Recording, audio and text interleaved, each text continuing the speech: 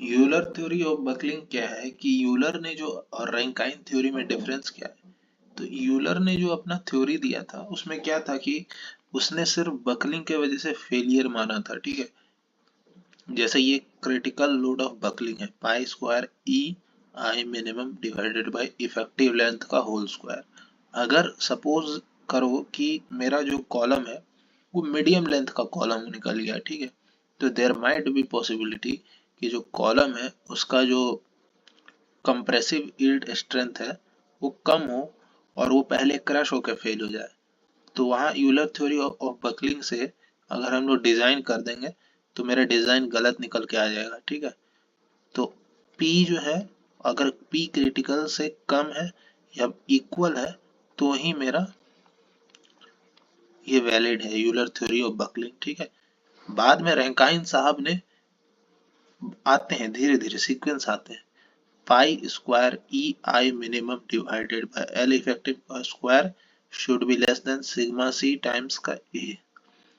ये I minimum जो है इसका वैल्यू यहाँ सब्स्टिट्यूट कर दिए के मिनिमम का स्क्वायर इनटू ए, ठीक है।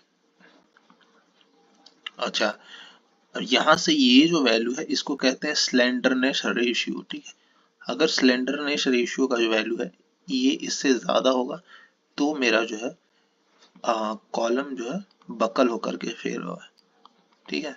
और यूलर थ्योरी सिर्फ उसी केस में वैलिड है। रंकाइन साहब ने क्या किया कि उन्होंने दोनों के वजह से फेलियर कंसिडर किया, एक एम्पेरिकल रिलेशनशिप एस्टेब्लिश किया और इस एम्पेरिकल रिलेशनशिप में दोनों का इफेक्ट कंसिडर हो जाता है। देखो, अगर लॉन्ग कॉलम है तो पहले हमको पता है कि लॉन्ग कॉलम जो होता है वो काफी स्लेंडर होगा, ठीक है।